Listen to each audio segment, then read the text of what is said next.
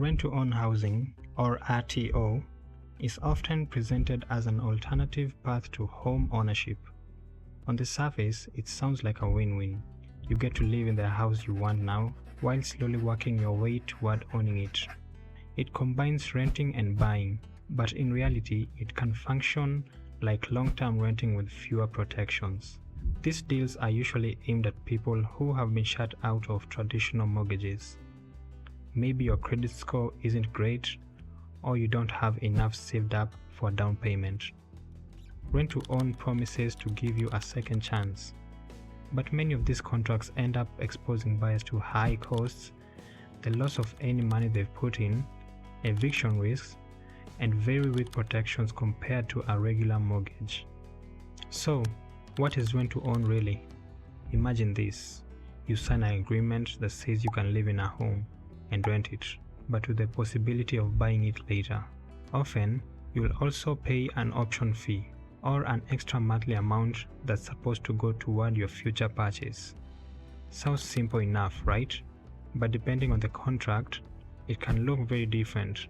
For example, a lease with an option to buy is called a lease option, or a lease that actually forces you to buy the house at the end called a lease purchase, or a contract where you make payments directly to the seller, and only when you've paid in full do you finally get the title.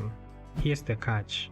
A lot of these deals are set up in a way that avoids the normal rules that come with mortgages. That means fewer disclosures, fewer protections, and more ways for things to go wrong. Now, let's talk about how these deals are sold to people. The pitch usually goes something like this. You'll own the home after a few years, don't need a bank, your monthly payments build equity, and even if your credit is bad, it's still fine. If that sounds too good to be true, it's because it usually is. In reality, there are hidden traps. 1. The down payment or option fee is usually non-refundable. So if you can't keep up with payments, that money is gone. 2.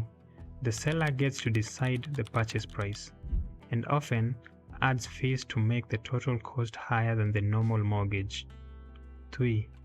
Since foreclosure rules don't apply, missing even a couple of payments can mean a quick eviction. 4. And because the seller still legally owns the property, they could fail to pay taxes, skip out on insurance, or even sell the house to someone else while you're still living there. Reports from housing advocates have shown that when these contracts collapse, buyers often lose everything they put in: the option fee, the extra equity payments, and even money spent on repairs or upgrades. Research also shows that families with lower incomes, people with poor credit, and minority households are more likely to fall into these deals, since they are often marketed as the only path to home ownership. And make no mistake, this is a big business.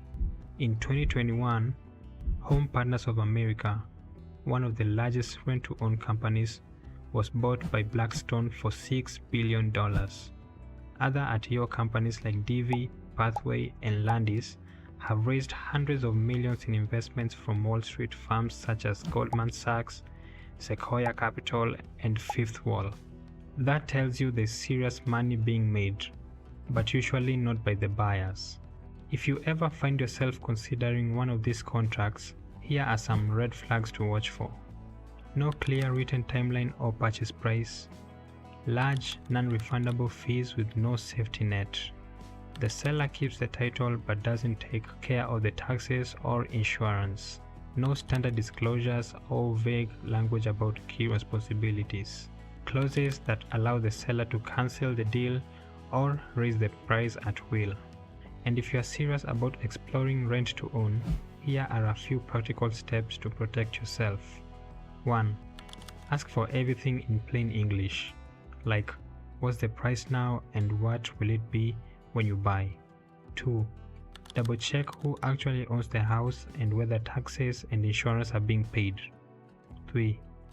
Get it in writing.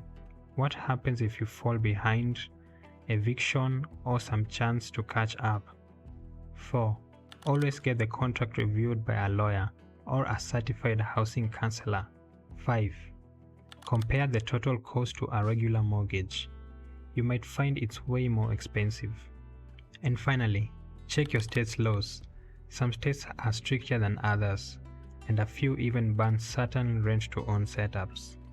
Rent-to-own might look like a shortcut to home ownership, but for many people it ends up being a very expensive detour. The best way to protect yourself is to slow down, ask questions, and never sign anything until you understand exactly what it means. If you've ever experienced one of these circumstances, comment down below, and if you have an opinion on it, tell me what it is. Thanks for watching and see you in the next video.